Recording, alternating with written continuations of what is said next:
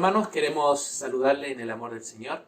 Para nosotros es un gran privilegio nuevamente estar acompañándolos en este tiempo especial, ¿cierto? Que nos reunimos a la distancia, pero que en el Señor estamos todos ahí juntitos. Y queremos también guiar este tiempo de alabanza para que podamos juntos cantar al Señor, alabar al Señor y adorarle como Él se merece. Y vamos a comenzar con un himno que nos habla de ese sacrificio que Cristo hizo por nosotros en la cruz, que dice: me hirió el pecado.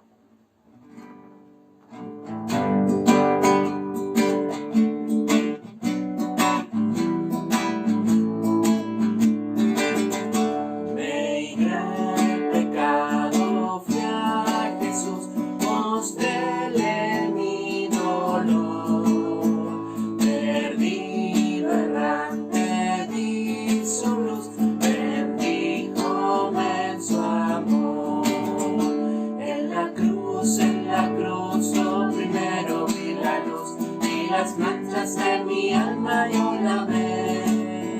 Fue allí por fe, yo vi a Jesús y feliz para siempre seré. En una cruz vivo el Señor, su sangre derramó por este pobre pecador a quien así salvó. Primero vi la luz y las manchas de mi alma yo lavé. Fue allí por fe, lo vi a Jesús y feliz para siempre seré. Venció la muerte, qué placer, que el Padre lo exaltó. Espero solo en su poder, morir no temo yo. En la cruz, oh, primero vi la luz y las manchas en mi alma yo lavé. Fue allí por fe, lo vi a Jesús y feliz para siempre seré.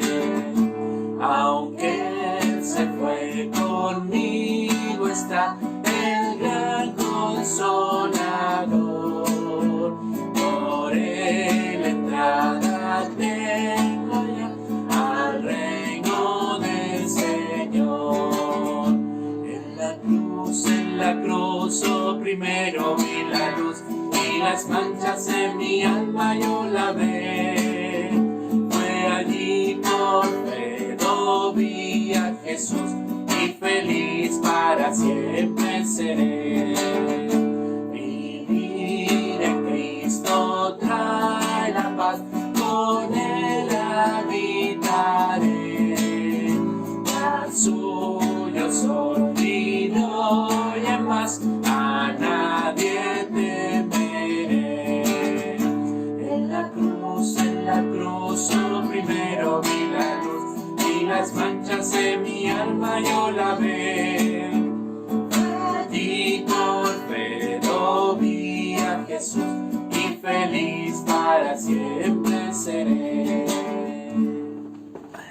Bien, hermanos, siguiendo con este tiempo de alabanza al Señor, vamos a cantar otra canción que tiene que ver con eso mismo, ¿cierto? De lo que hizo el Señor por nosotros en la cruz, pero ahora principalmente para darle las gracias, ¿cierto? Por ese sacrificio.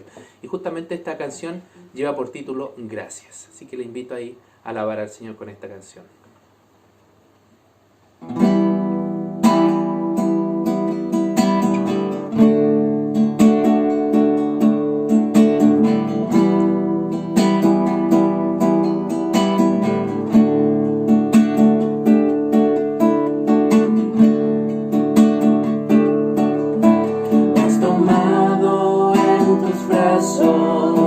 Y me has dado salvación. De tu amor has derramado en mi corazón. No sabré agradecerte lo que has hecho por mí. Solo puedo darte ahora mi canción.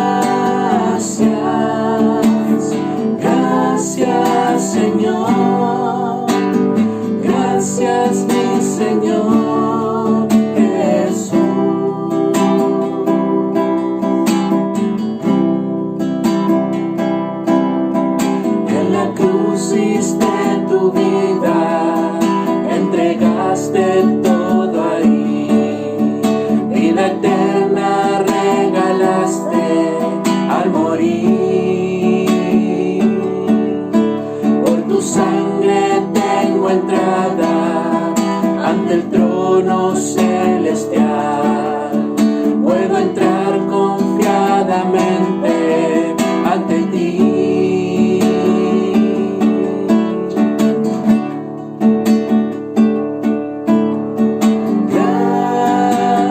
Gracias, gracias Señor, gracias mi Señor Jesús.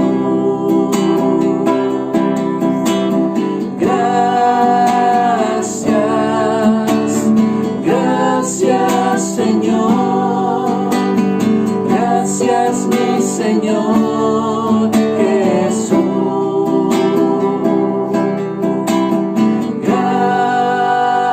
Gracias, gracias Señor, gracias mi Señor Jesús,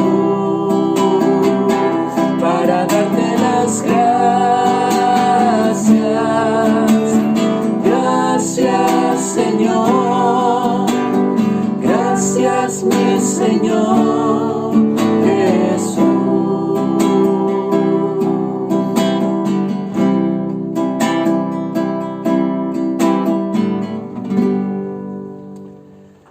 Bien, hermano, esta tercera y última alabanza enfatiza ese sacrificio que hizo Cristo en la cruz, pero enfocando el amor que está implícito en eso.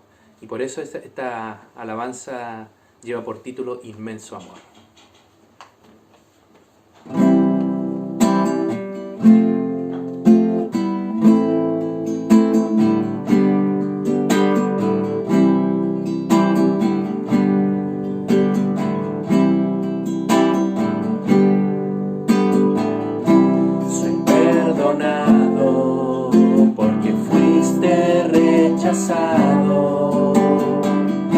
Soy aceptado y tú condenado, todo por tu amor al morir en el madero, porque lo diste todo por mí. Soy perdonado,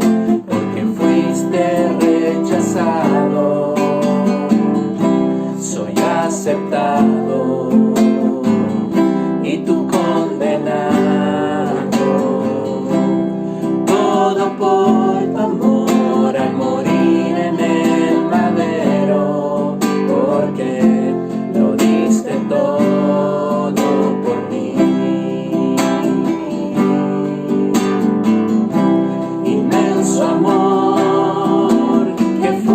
por mí, tú mi Rey moriste por mí. Inmenso amor, sé que es verdad, fuiste Señor por mí a la cruz y estoy aquí por ti, Jesús.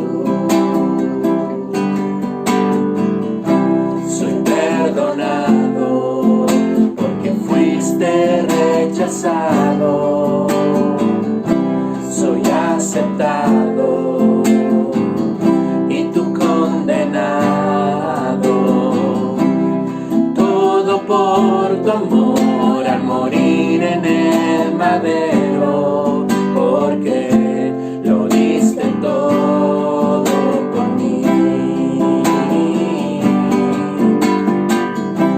Inmenso amor que fue por mí, tú mi Rey moriste por mí. Inmenso amor, sé que es verdad, fuiste Señor por mí a la cruz y estoy aquí por ti, Jesús. Cristo, tú eres mi Rey.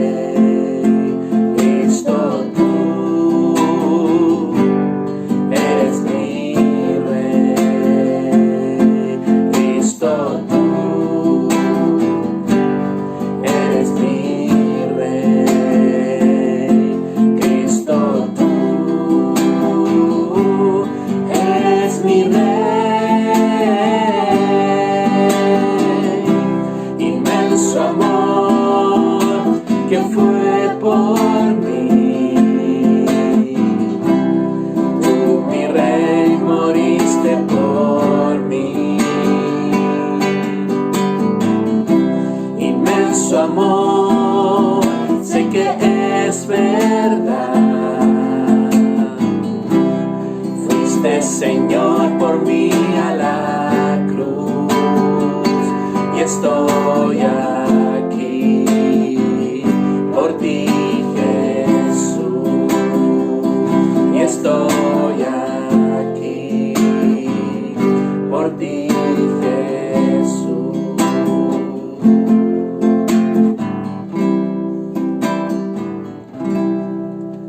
Bueno, damos gracias al Señor, ¿cierto?, por ese inmenso amor que mostró al morir por mí, por nosotros, por usted ahí en aquella cruz.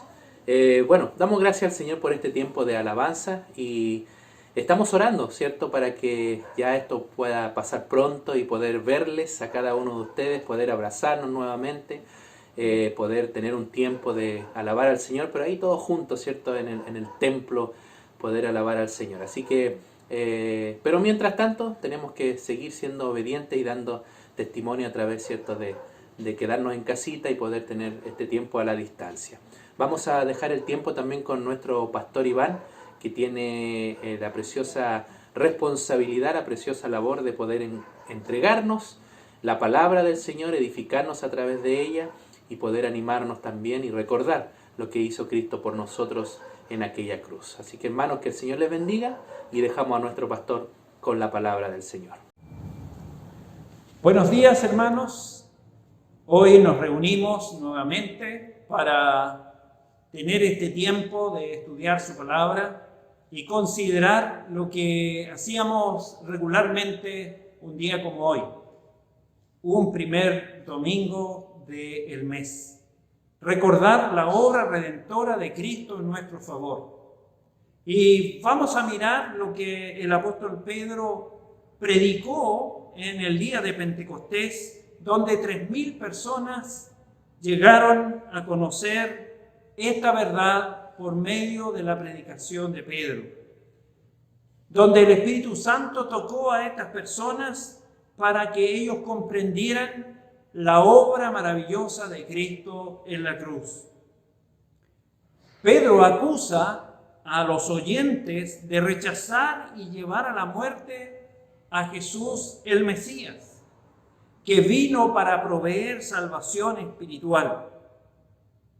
Con estas palabras, Pedro exhorta entonces a aquellas personas que estaban escuchándole y dijo: varones israelitas, oíd estas palabras. Jesús Nazareno, varón aprobado por Dios entre vosotros, con las maravillas, prodigios y señales que Dios hizo entre vosotros por medio de él, como vosotros mismos sabéis.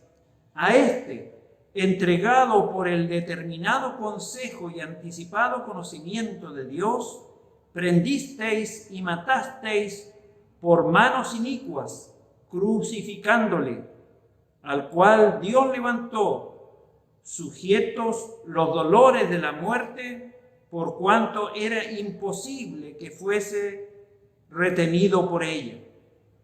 Hechos capítulo 2, versículo 22 al 24. En esta declaración deja de manifiesto el apóstol Pedro la humanidad de nuestro Señor Jesucristo, la humanidad perfecta del Señor Jesús. Con estas palabras: varón aprobado por Dios. Un varón aprobado por Dios, porque fue sin pecado, como es, declarado 2 veces por el Padre Celestial en el bautismo y en la transfiguración como Hijo de Dios, como su amado Hijo. Y si miramos ahí en Marcos capítulo 1, verso 11, el Señor dijo en forma audible, el Padre dijo en forma audible: este es mi Hijo amado en quien tengo complacencia. Y en la transfiguración señaló la misma verdad. Este es mi Hijo amado, pero ahora le señaló a aquellos que estaban presentes: a él oí. Marcos capítulo 9, versículo 7. También el apóstol Pedro presenta aquí la divinidad por medio de la manifestación de un poder transformador mediante señales y prodigios, como dice en el mensaje que él pronuncia. Pedro señala además que esto era conocido suficientemente por los contemporáneos, es decir, por ellos, y que a pesar de haber presenciado su obra, mensaje y su vida, le rechazaron y lo condujeron a la muerte, usando al Imperio Romano, como él dice, por mano de inicuos. Todo esto era el plan redentor establecido por el Padre para liberar a los hombres de la esclavitud del pecado y proveer de eterna salvación al pecador mediante el sacrificio vicario de Cristo en la cruz, lo que fue confirmado con su resurrección de entre los muertos. Pero esto no exime a su auditorio de culpa, sino que eran responsables de rechazar a Jesús y ser instigadores de su muerte. Este plan redentor fue preparado desde antes de la fundación del mundo para proveer eterna salvación a los hombres. Pedro lo señala en su primera carta, en el capítulo 1, versículo 18 en adelante, diciendo: sabiendo que fuiste rescatado de vuestra vana manera de vivir, la cual recibiste de vuestros padres, no con cosas corruptibles como oro o plata, sino con la sangre preciosa de Cristo, como de un cordero sin mancha y sin contaminación, ya determinada desde antes de la fundación del mundo, pero manifestado en los postreros tiempos por amor de vosotros, y mediante el cual creéis en Dios, quien le resucitó de los muertos y le ha dado gloria, para que vuestra fe y esperanza sea en Dios. El único medio de satisfacer la santidad, justicia del Padre fue que su Hijo tomara el lugar del pecador y pagara el precio del pecado. Y eso es lo que el Señor Jesucristo ha hecho por nosotros, y lo dice el apóstol Pedro cuando escribe en la segunda carta a los Corintios, en el capítulo 5, versículo 21, él dice: al que no conoció pecado, por nosotros lo hizo pecado, para que nosotros fuésemos hechos justicia de Dios en él. Por nosotros se hizo pecado. El plan redentor estaba establecido y fue cumplido cabalmente, y las Escrituras dan testimonio de esto. Es así como en los evangelios encontramos esta verdad. En el evangelio de Marcos, capítulo 8, versículo 31, leemos lo siguiente: y comenzó a enseñarles que era necesario que el Hijo del Hombre padeciera mucho y sea desechado por los ancianos, por los principales sacerdotes y por los escribas, y ser muerto y resucitar al tercer día. Era necesario que esto aconteciese, y eso es lo que el mismo Señor Jesucristo está enseñando. Cuando el Señor fue arrestado en Getsemaní, y esto lo podemos ver ahí en Mateo capítulo 26, versículo 54 en adelante, el Señor dice a Pedro: pero ¿cómo entonces se cumplirán las Escrituras de que es necesario que se haga así? ¿Cuándo fue esto? Es cuando vinieron a arrestar al Señor. Entonces el Pedro toma la espada para defender al Señor, para defender que el Señor no sea entonces llevado por este tumulto que venía a buscarle. Y hiere entonces a un siervo en una oreja. Entonces el Señor le dice a Pedro que detenga eso, que detiene a Pedro y le indica o le dice: si él quisiera, pediría al Padre y el Padre enviaría 12 legiones para defenderle. Y luego dice esto entonces: pero ¿cómo entonces se cumplirían las Escrituras de que es necesario que así se haga? Y sigue diciendo el Señor: y en aquella hora dijo Jesús a la gente, ahora a los demás que venían a buscarle, dice: como contra un ladrón habéis salido con espada y con palo para prenderme. Cada día me sentaba con vosotros enseñando en el templo y no me prendisteis. Mas todo esto sucede para que se cumplan las Escrituras de los profetas. Entonces todos los discípulos, dejándole, huyeron. El mismo Señor enseñó, y lo hizo cuando tuvo esa conversación con Nicodemo, ahí que está registrado en Juan capítulo 3, versículos 14 y 15. Cuando señaló lo siguiente: y como Moisés levantó la serpiente en el desierto, así es necesario que el Hijo del Hombre sea levantado, para que todo aquel que en él cree no se pierda, mas tenga vida eterna. Esto es el Evangelio, hermano. Esto es lo que debíamos recordar en cada cena del Señor, de la cual participamos el primer domingo de cada mes, es decir, un día como hoy.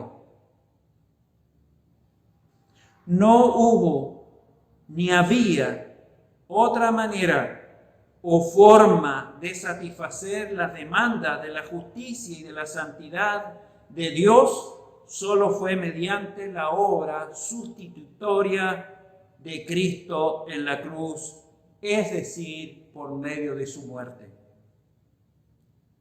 En este proceso que se vivió para que la redención fuese realizada, hubieron varios involucrados y asumieron su propia responsabilidad, y sobre eso me gustaría que pudiéramos considerar la Escritura.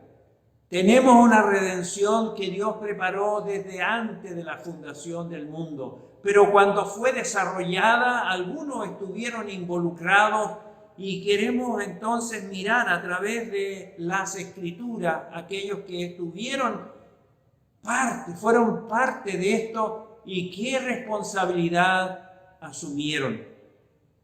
En Lucas capítulo 22, vamos a mirar en este Evangelio, en el Evangelio de Lucas, algunos versículos y mayormente mirando la vida de Judas.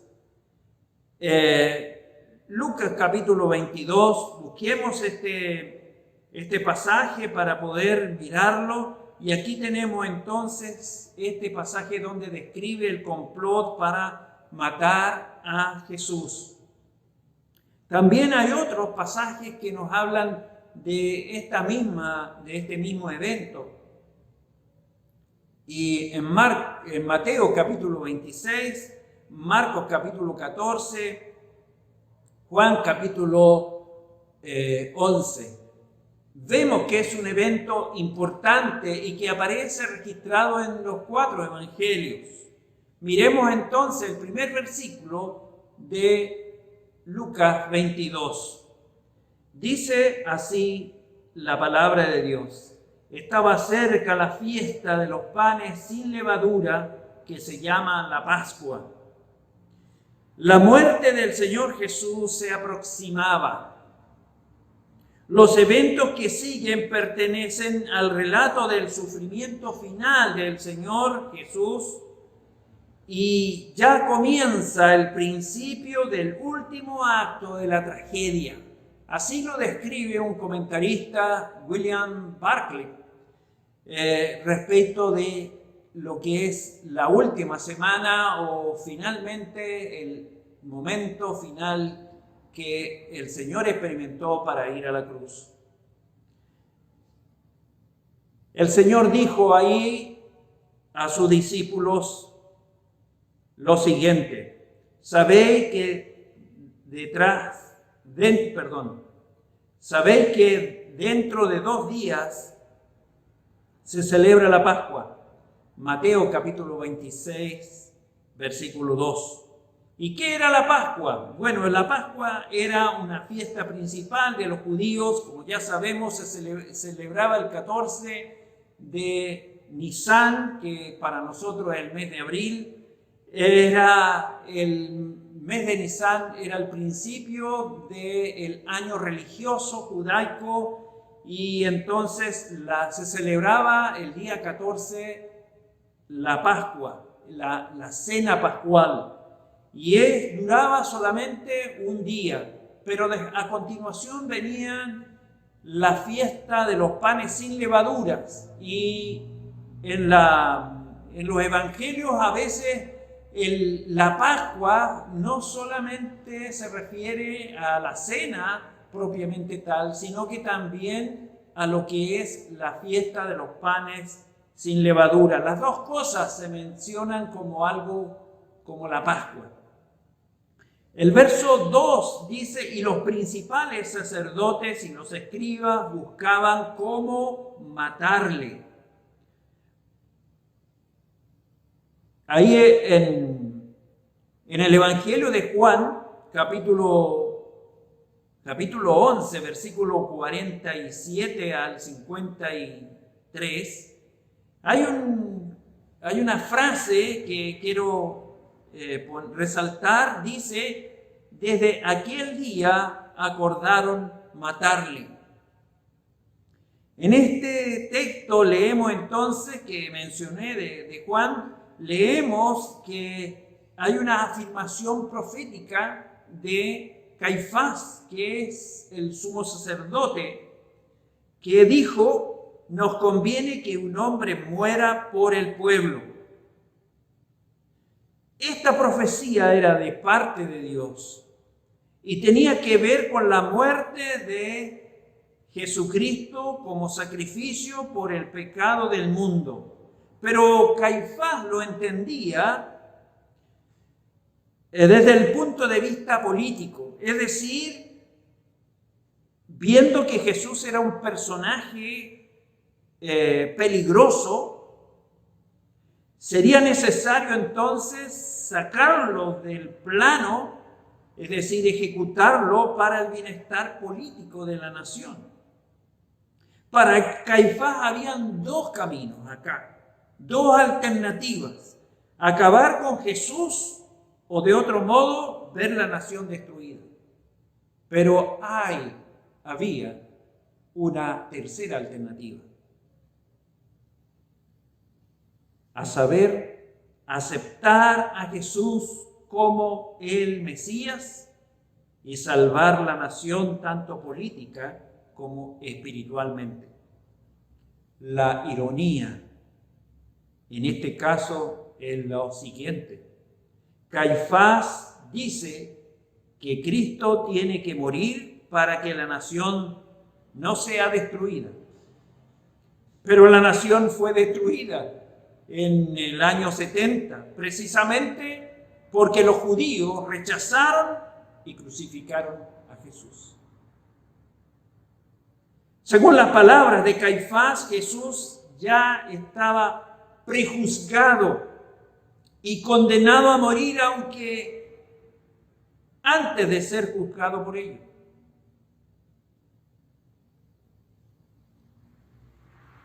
En el libro de Hechos, capítulo 8, versículo 32, se nos describe, se nos relata la duda del eunuco, el tesorero de la reina de Candace, que venía de vuelta de Jerusalén, iba de vuelta a su lugar, estaba leyendo, iba en su carro y estaba leyendo al profeta Isaías y no sabía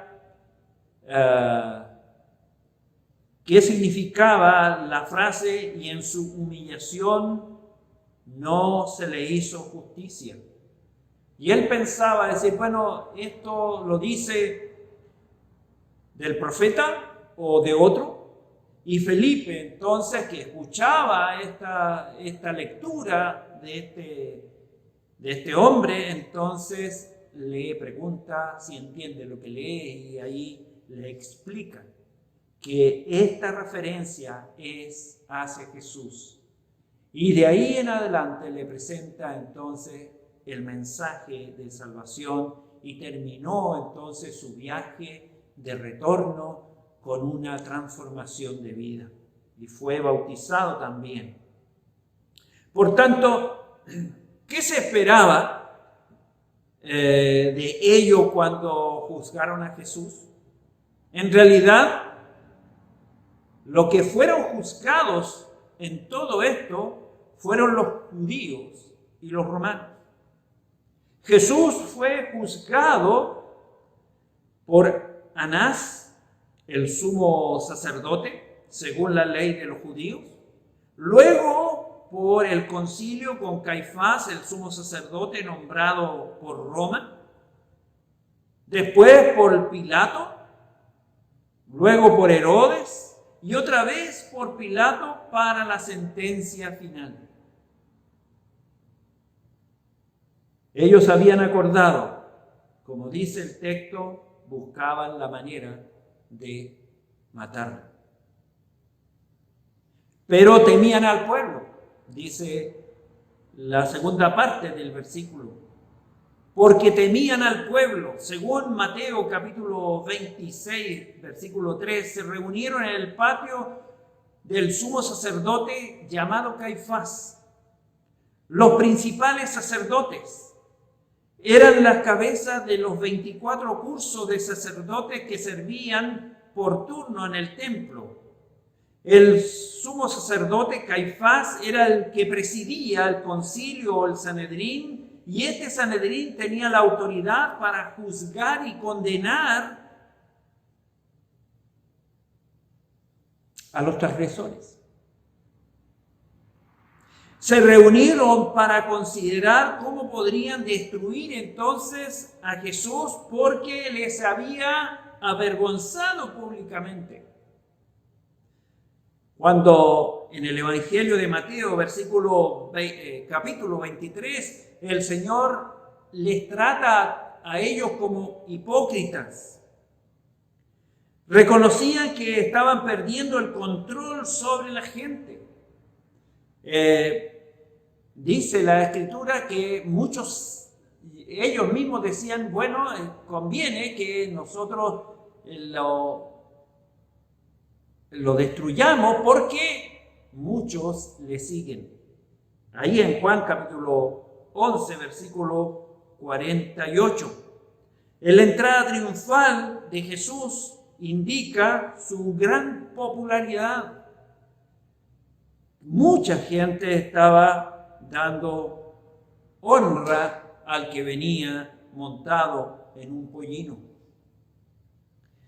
En varios argumentos Jesús les había avergonzado, exponiéndole como incapaces de defender la doctrina que ellos tenían.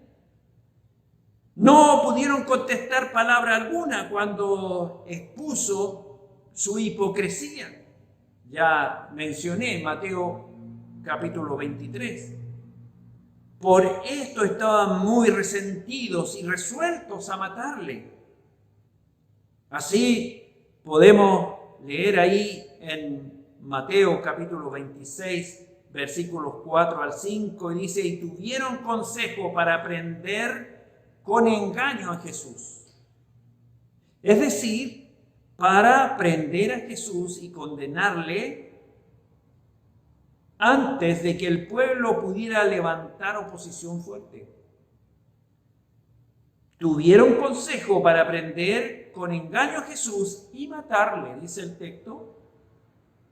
Pero decían: no durante la fiesta, para que no se haga alboroto en el pueblo.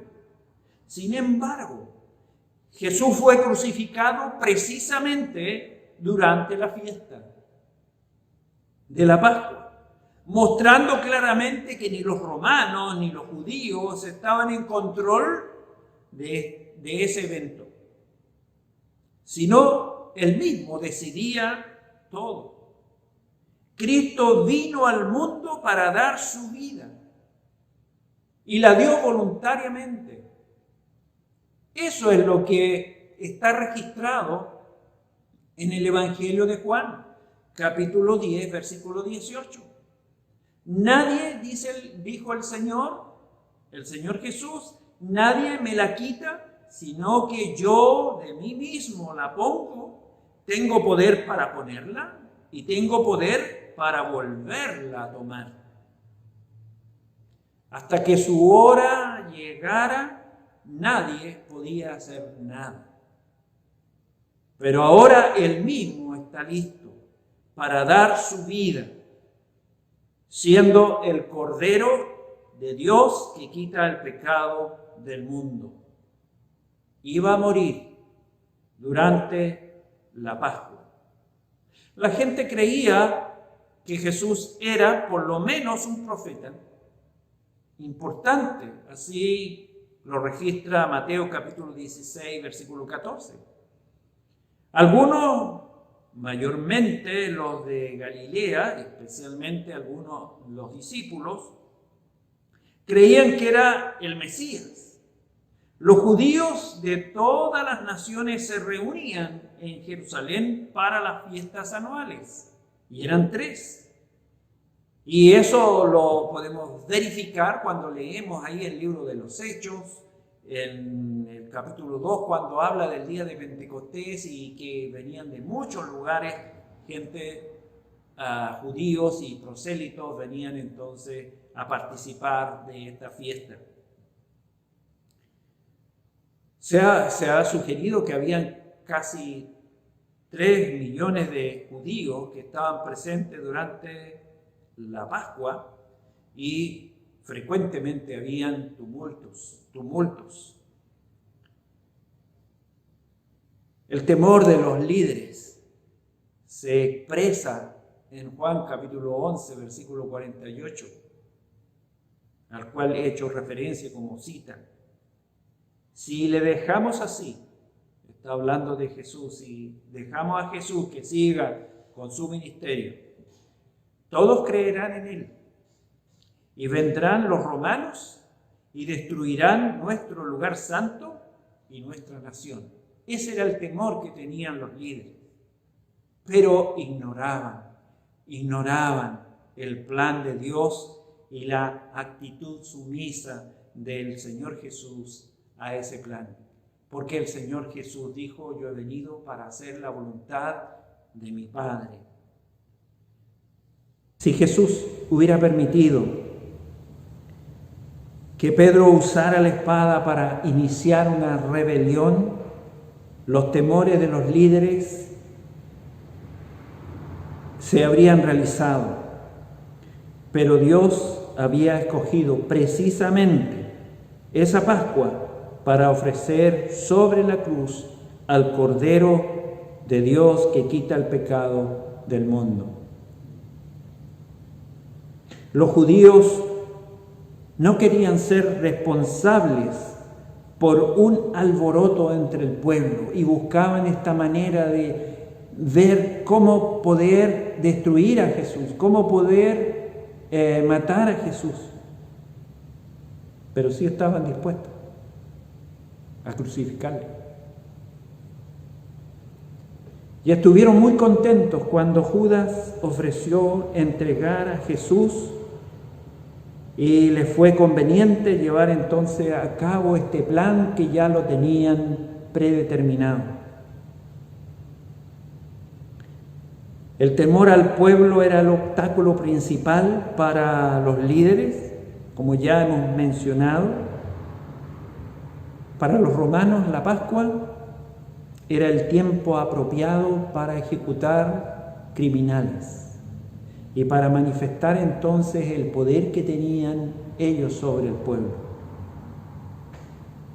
Todas las cosas empezaron a cuadrar para preparar lo que estaba predeterminado por Dios antes. Jesús había hablado frecuentemente a sus discípulos acerca de su muerte y que ésta se acercaba.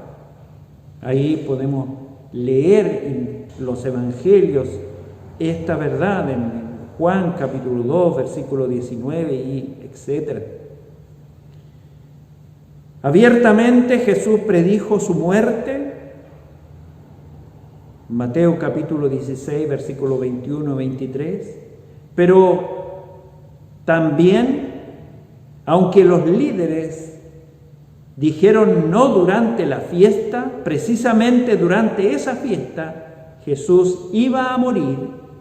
Al decir que sería crucificado, indica que su muerte sería llevada a cabo no por los judíos, sino por manos inicuas, como dijo el apóstol Pedro en su predicación allí en el día de Pentecostés, por los romanos.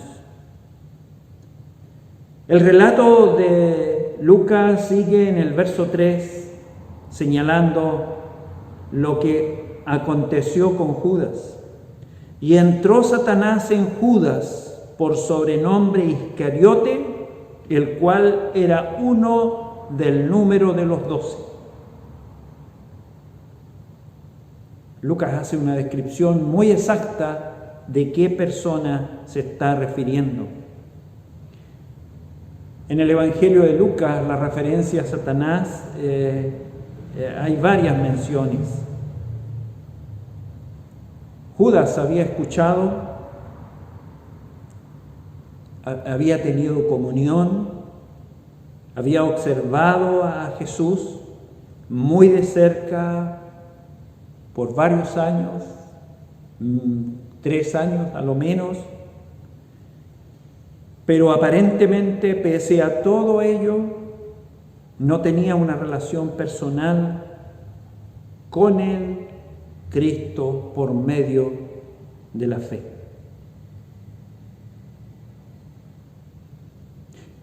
En contraste, Pedro atraviesa una tentación tan intensa como la de Judas, pero con distinto resultado. Se ha discutido mucho sobre el fondo de la traición de Judas. Algunos señalan que fue básicamente económica, apoyando en lo que el Evangelio de Juan, capítulo 12, versículo 6, nos señala de que él era ladrón y que metía la mano en la bolsa, dice el texto. Otros que era fundamentalmente de carácter político, tomando alusión a lo que Caifás señalaba, de que había que deshacerse de este Jesús, porque o si no la nación iba a perderse y también iba a ser destruido el lugar santo. Y otros que era un tema espiritual, por la afirmación que tenemos de que Satanás entró en Judas. En Juan capítulo 13, versículo 27, leemos algo que también nos hace referencia a esto. Y dice, y después del bocado, Satanás entró en él, haciendo referencia a Judas. Entonces Jesús le dijo, lo que vas a hacer, hazlo más pronto. ¿Qué significa esto de entrar de Satanás en Judas? No tiene nada que ver con el fenómeno de los endemoniados. Los demonios entraban muchas veces en gente sin su permiso, no para hacerles pecar, sino para atormentar y afligirles y dejarles ciegos, sordos, mudos y paralizados, etc. Satanás entró en Judas con el permiso de Judas. Es lo que también vemos con Ananías y Zafira en el libro de los Hechos, capítulo 5, versículo 1 hasta el 11. Para moverles a mentir al Espíritu Santo, Satanás es el engañador. Primero confunde, engaña al hombre a través de sus deseos carnales, convenciéndole que será muy ventajoso desobedecer a Dios. Debemos recordar el caso de Eva, así lo señala el apóstol Pablo escribiéndole a Timoteo en el capítulo 2, versículo 14, cuando dice que Satanás engañó a Eva. Judas, al igual que Ananías y Zafira, fueron engañados por las riquezas. Confundió y engañó a David a través de su orgullo. ¿Recuerdan ahí en Primero de Crónicas 21:1, cuando David hace un censo del pueblo, cuando Dios había establecido que no se hiciese? Y a pesar del consejo de sus generales y de sus consejeros, él persistió en eso y trajo consecuencias a su vida. Confundió y engañó a Pedro, convenciéndole que sería mejor seguir de lejos al Señor cuando fue llevado cautivo,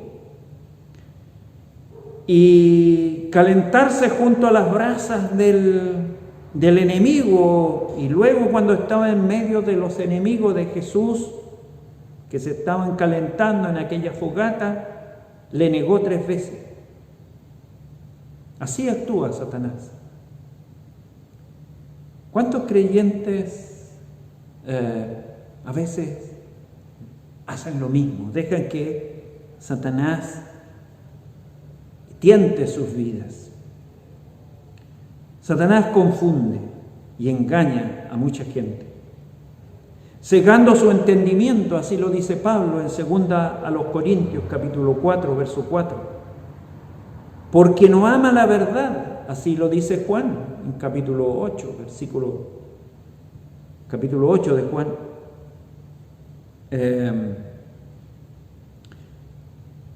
Y él quiere que crean la mentira como las enseñanzas falsas. Así lo señala el apóstol Pablo ahí en 2 a los Tesalonicenses, capítulo 2, versos 10 al 12. ¿Dónde obra Satanás? ¿Dónde actúa Satanás? ¿Dónde es el caldo de cultivo para su obra? En los desobedientes, es la respuesta. Así tenemos la descripción que Pablo hace en la carta a los Efesios, capítulo 2, verso 2. Tiene muchos falsos maestros con falsas enseñanzas que están penetrando hoy día también en la iglesia. Y esa es la advertencia que tenemos en 2 a los Corintios, capítulo 11, versículos 13 al 15, y en Timoteo, capítulo 4, versículo 1 al 3, y así podemos mirar en otros pasajes de la Escritura, está la advertencia de Dios a través de sus siervos señalando que esto iba a acontecer en este tiempo.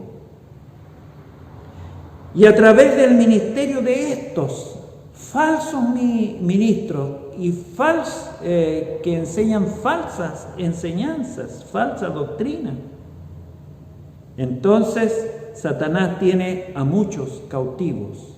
Así le advierte el apóstol Pablo a Timoteo en su segunda carta, en el capítulo 2, versículo 27.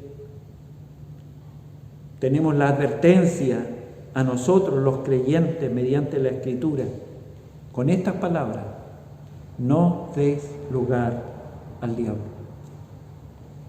Y Judas dio lugar al diablo. Y en el verso 4 del capítulo 22 de Lucas, dice: y este fue, haciendo referencia a Judas, y este fue y habló con los principales sacerdotes y los jefes de la guardia de cómo se los entregaría para ser crucificado. Jesús especificó que no solamente sería muerto, ahí en Mateo capítulo 16, versículo 21, sino cómo sería muerto. Y en Mateo 26, 2 nos dice claramente que fue crucificado. Él dice que iba a ser crucificado, texto que ya leí anteriormente. Pero para esto sería primero necesario que fuera entregado a los romanos.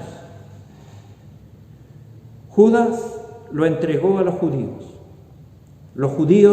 lo entregaron a los romanos. Sin embargo, la Biblia afirma que Jesús se entregó a sí mismo. Él lo dijo. El apóstol Pablo también nos recuerda en Gálatas capítulo 2, versículo 20, el cual se entregó a sí mismo por nosotros, dice Pablo escribiendo a los Gálatas capítulo 2, versículo 20. Nadie podía tomar su vida. Él voluntariamente se entregó a sus enemigos. Pablo dice que fue además entregado por nuestras transgresiones. En Romanos capítulo 4, versículo 25. Según esto, nosotros tuvimos parte en entregarlo. Nosotros también fuimos causantes de que el Señor Jesucristo fuese a la cruz, que fuese entregado para producir el perdón de nuestros pecados por medio de su obra.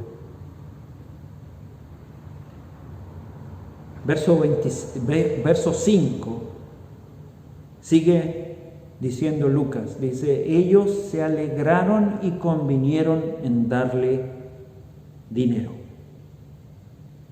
Se refiere a los principales sacerdotes, a los escribas que estaban planeando destruir a Jesús. Entonces, con esta oferta que hace Judas, ellos se alegraron mucho y convinieron entonces darle una recompensa a Judas.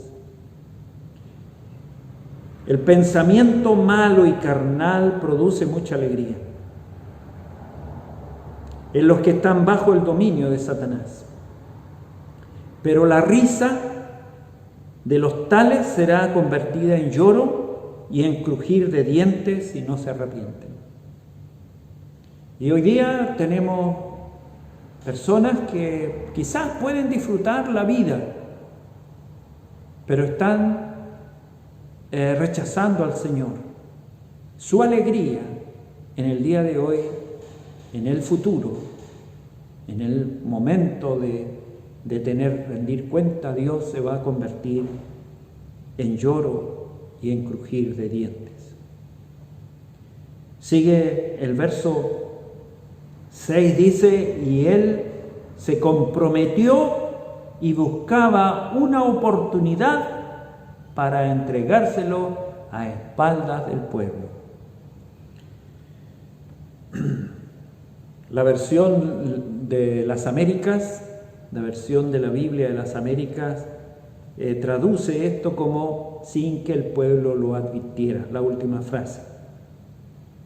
Primero, Judas se comprometió a ser un discípulo del Señor. Y ahora se compromete a entregarle. ¿Cuántos hombres hoy en día se comprometen a oponerse a Jesús y a entregarlo a sus enemigos? En lugar de comprometerse en seguirle, y se comprometen a negarle. Como Pablo dice, porque por ahí andan muchos, de los cuales os dije muchas veces, y aún lo digo llorando, que son enemigos de la cruz de Cristo, el fin de los cuales será perdición, cuyo Dios es el vientre y cuya gloria es su vergüenza, que solo piensan en lo terrenal. Cuando escribe la carta a los Filipenses, capítulo 3, versículos 18 y 19. Pablo advierte a Tito sobre algunos dentro de la iglesia de Creta que con sus hechos niegan al Señor, diciendo profesan conocer a Dios, pero con los hechos lo niegan, siendo abominables y rebeldes, reprobados en cuanto a toda buena obra. Capítulo 1, versículo 16. ¿Y qué hay de nosotros, hermanos? Esto nos puede hacer reflexionar en cuál es nuestra conducta como creyentes. ¿Estamos dando testimonio ferviente de la obra de Cristo en nuestras vidas? ¿O con nuestras vidas estamos negando la obra redentora de Cristo porque nos conducimos de manera que no glorificamos al Señor que nos rescató y nos salvó?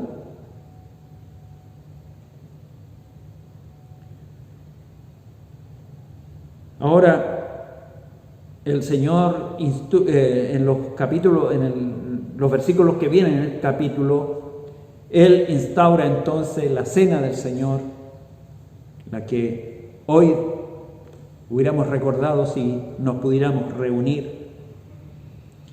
Después de eso, el Señor sale, cantan el último himno, salen y hacen un trayecto, un caminar que va hacia Getsemaní. Pero ¿qué ocurrió en la cena? ¿Qué ocurrió en la cena? En esa cena pascual. En el verso 21, vamos a ir al verso 21, ahora dice, el Señor dijo, mas he aquí la mano del que me entrega está conmigo en la mesa. En Lucas, Judas aparece participando en toda la cena pascual.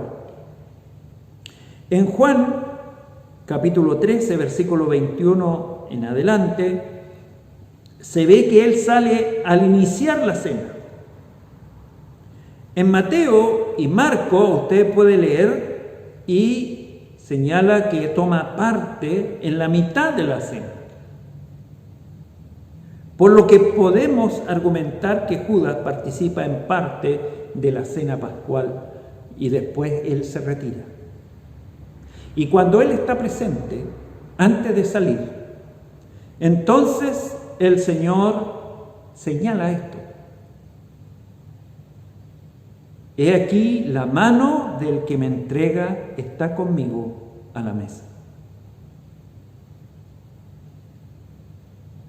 Sigue diciendo el verso 22, a la verdad el Hijo del Hombre va según lo que está determinado.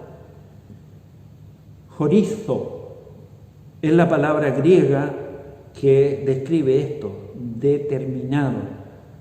Denota delimitar, imponer un límite. Es el término que en castellano llega a transformarse en horizonte. Y significa designar de una manera concreta, determinar. Nos señala el camino predeterminado de Cristo según lo que está escrito de Él.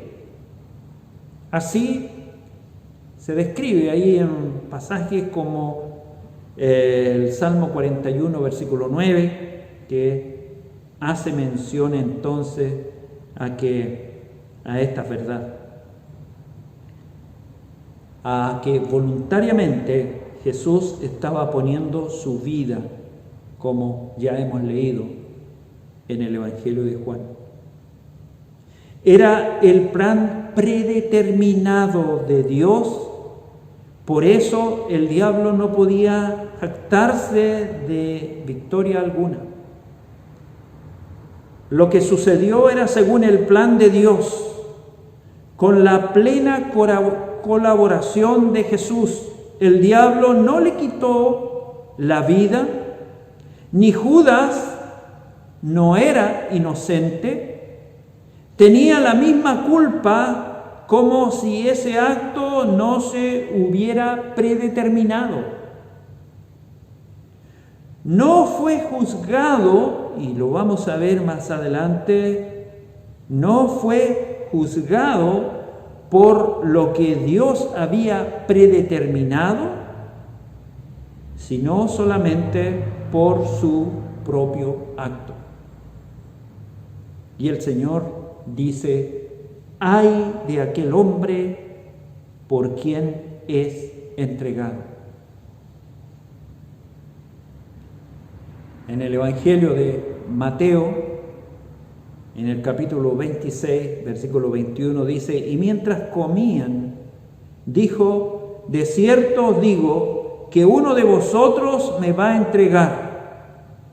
En el Evangelio de Juan, en el capítulo 13, versículo 21, señala que Jesús se angustió en espíritu y testificó y dijo: en verdad os digo que uno de vosotros me entregará.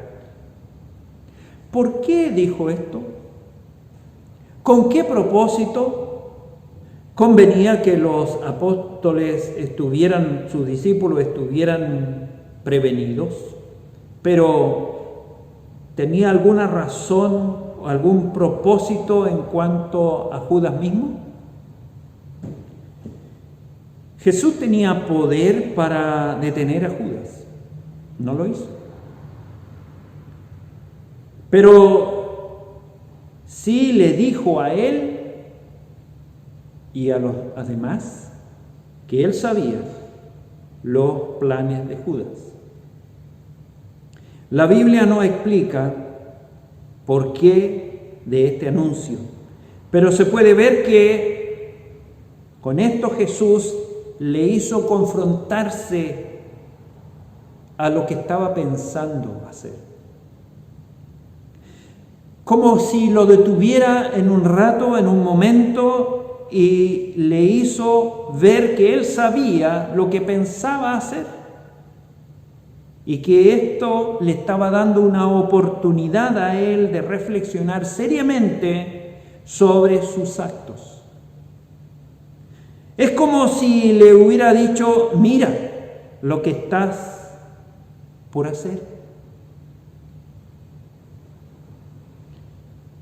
El pensamiento serio acerca del pecado que pensamos cometer debe asustarnos y hacernos recapacitar.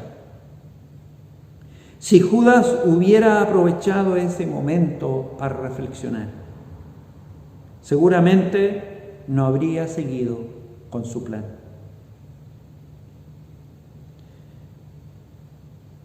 William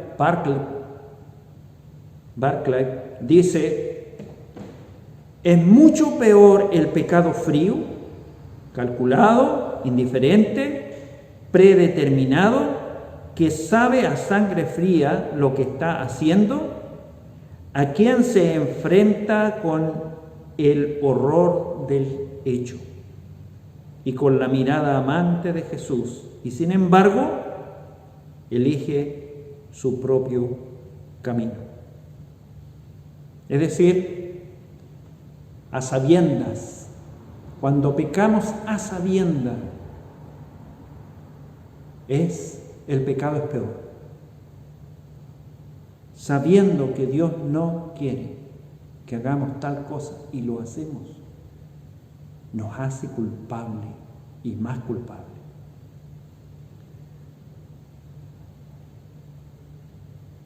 ¿Supieron el plan de Judas los otros apóstoles? Parece que no. Parece que él logró llevar a cabo su plan a escondidas, pero no podía esconder sus planes a Jesús. Nada escapa de su conocimiento. Así también sucede con nosotros.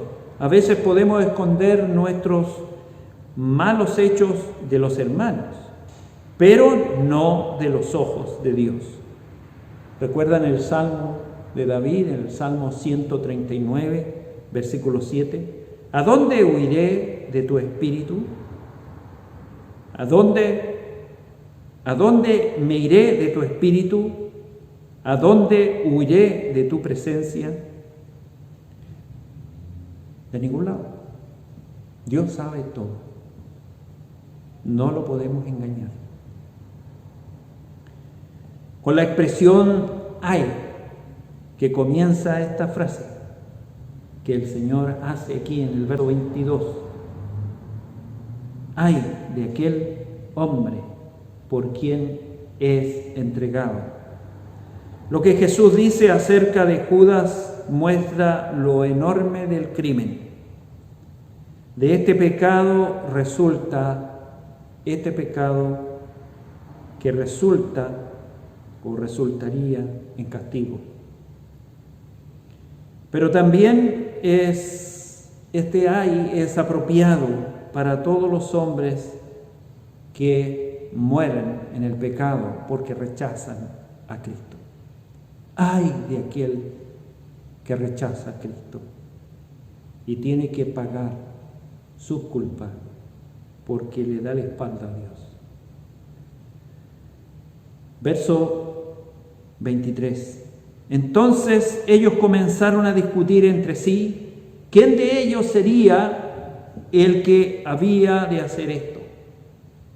Fue una sorpresa, un golpe fuerte. Tenían debilidades. Hasta la fecha discutían quién de ellos iba a ser el más importante, el mayor en el reino de Dios. Pero entregar a Cristo,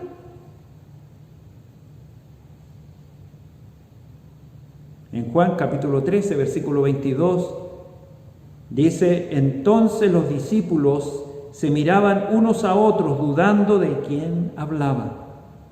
Aquí se muestra la inocencia, simplemente ignoraban de qué Jesús estaba hablando.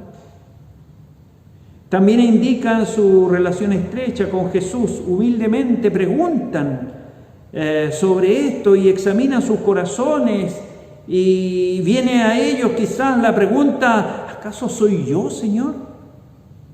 Esperan ciertamente una respuesta negativa o preguntar de esta manera: ¿verdad que no soy yo?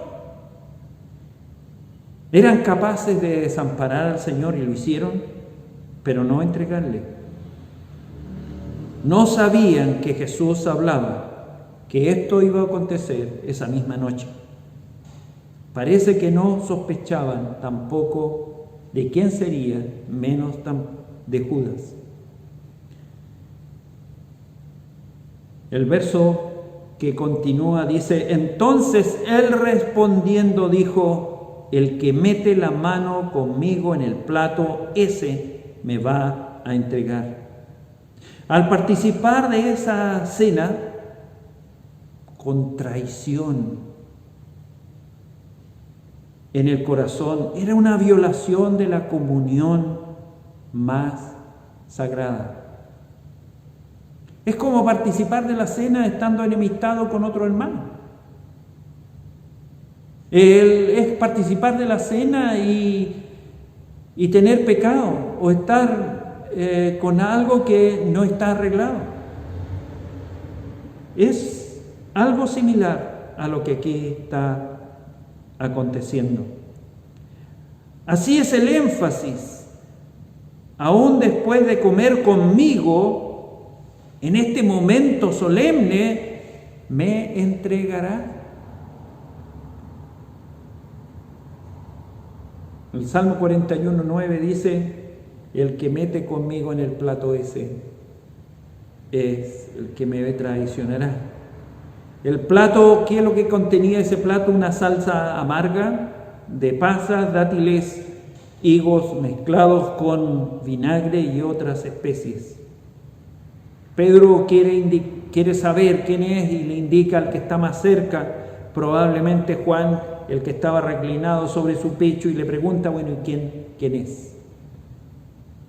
Y el Señor le dijo: al que yo le dé un bocado de pan. Y se lo dio a Judas. En Mateo capítulo 26, versículo 25 dice: entonces respondiendo Judas, el que le entregaba, dijo: ¿soy yo, maestro? Y le dijo: tú lo has dicho. Judas se sintió compelido a preguntar. Todos estaban preguntándose y él entonces también hace lo mismo con cinismo. Aquí se ve la hipocresía con conciencia cauterizada de Judas. La frase que responde, la respuesta del Señor, tiene esta connotación: tú lo has dicho. Es una respuesta afirmativa. Es decir, como tú dices, o has dicho la verdad. Entonces, Satanás, dice, entró en Judas y él salió. Así lo señala Juan capítulo 13, versículo 30, el momento en que él sale. Entonces él no estuvo presente cuando el Señor instituyó la cena que nosotros celebramos y podríamos haber celebrado en el día de hoy. Al terminar la cena, como dije antes, cantaron un himno y salieron al monte de los olivos, al lugar llamado de Getsemaní. Y mientras iban, hay una conversación que ellos tuvieron en todo ese trayecto y llegaron a ese lugar, y como ya sabemos, el Señor los dejó aparte, fue a orar con sus discípulos y dejó a 3 más cerca, y él se fue, retiró un poco más allá y estuvo orando aproximadamente 3 horas. Y cuando terminó de orar, entonces viene el relato del versículo 47. Mientras él aún hablaba, se presentó una turba. Una turba estaba compuesta por soldados, una unidad militar romana, por la guardia del templo, que eran judíos, principales sacerdotes y ancianos. ¿Qué es lo que traían? Bueno, traían linternas, antorchas y armas, traían espada y garrote. ¿Por qué tanta gente? ¿Y por qué llevaron armas? El número grande de hombres armados indican que tenían temor de Jesús, o temor a Jesús. Judas sabía mejor que nadie el poder de Jesús. Tal vez temieron que estuviera un grupo grande de discípulos para defenderle. Recuerden que en otra ocasión habían pensado en prender a Jesús y fallaron. Pero este ejército era totalmente innecesario, inútil. Si Jesús hubiera querido escapar, lo habría hecho. Pero estaba listo para entregarse. Y por eso sobraba esa tremenda multitud. El mismo Señor sabía que Judas conocía el lugar, así que era fácil encontrarlo. Según el relato del Evangelio de Juan, en capítulo 18, versículo 4 al 9, Jesús le pregunta a esta multitud que venía: ¿a quién buscáis?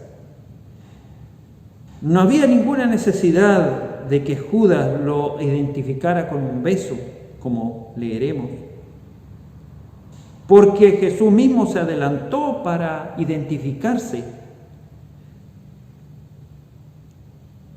Y ellos le dijeron a Jesús el Nazareno, y él les dijo: yo soy. Y retrocedieron y cayeron a tierra. Ese es el relato que tenemos de la Escritura. Esto indica que se asombraron de la majestad, de la dignidad, de la valentía de Jesús, y que le tenían mucho temor. Es posible que al oír estas palabras, yo soy, trajo a la memoria entonces esta identificación con Dios mismo. Y aquel que se llamaba Judas, uno de los 12, dice el texto 47, iba al frente de ellos. Judas conocía el lugar porque Jesús se había reunido allí a menudo con sus discípulos. Además, Jesús sabía que Judas sabía esto. Jesús no se escondía, por el contrario, estuvo en un lugar donde fácilmente podría encontrarle. Así que Judas iba adelante con todo este grupo. Lucas lo identifica muy bien y dice uno de los 12. Uno de los 12. Ya lo había señalado antes en versículos anteriores, en un versículo anterior, y ahora lo vuelve a reiterar Lucas. ¿Por qué Judas era un nombre común? Era necesario identificarlo bien. Esta explicación enfatiza lo inexcusable del acto. Que era uno de los 12, pero ya no está con ellos, sino que se ha aliado con los enemigos de Jesús, sirve de guía de ellos para aprender a Jesús. ¡Qué cambio en la vida de Judas! Y se acercó hasta Jesús para besarle. Entonces Jesús le dijo, verso 48, Judas, ¿con un beso entregas al Hijo del Hombre? Con un beso Judas entrega al Mesías, o entregó al Mesías. Jesús le llamó la atención a Judas y a todos los que estaban ahí con Judas, que del cambio que Judas experimentó. El beso se usaba para saludar, indicaba amistad, afecto. Judas no simplemente le besó, sino que le besó efusivamente, como señala la versión de las Américas, la Biblia de las Américas. A Judas se le olvidó que Jesús sabía sus pensamientos y quebró las leyes de amor, fidelidad, lealtad y profanó el símbolo de la amistad. Judas nunca se imaginaba que esos momentos que él estaba originando se convirtieron en un proverbio después universal. que cualquier acto de traición se le llama el beso de Judas.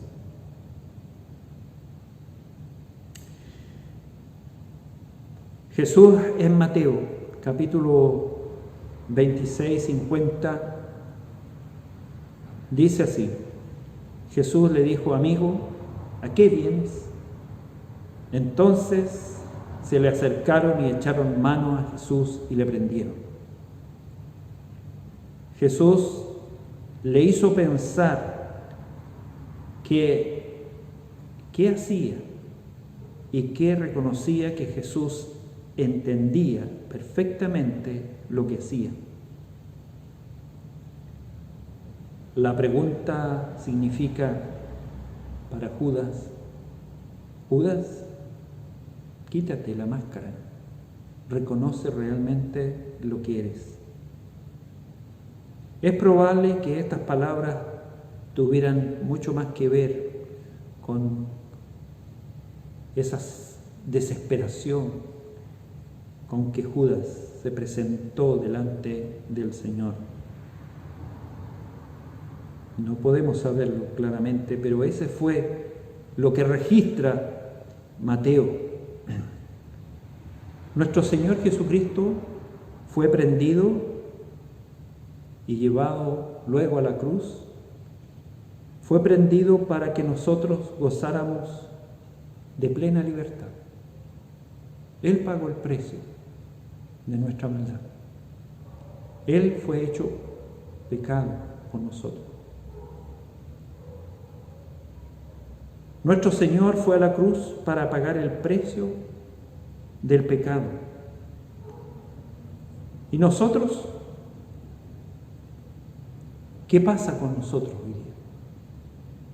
Hemos visto que todo esto corresponde a un plan, al plan redentor que Dios había establecido. Pero hubieron actores, y esos actores que participaron tuvieron una responsabilidad. Judas tuvo una responsabilidad en lo que él hizo. Tuvo oportunidades. Vemos y hemos visto a través de la Escritura que tuvo oportunidades para volverse atrás, pero siguió adelante. Y fue responsable. Y por eso el Señor dijo: ay del hombre que el Hijo que es entregado. Hoy día nosotros estamos viviendo de tal manera que honramos y damos gloria al Señor por lo que hizo por nosotros. Judas, después de 3 años de estar con el Señor, se cambió de bando. De un servidor del Señor a un opositor. Con sus actos, con sus hechos. Nosotros como creyentes hoy día estamos haciendo lo que debemos hacer para traer gloria y honra al Señor. Estamos remando con nuestras vidas, remando en la dirección correcta para exaltar el nombre de Cristo. Espero, y algo que Dios espera, que así sea.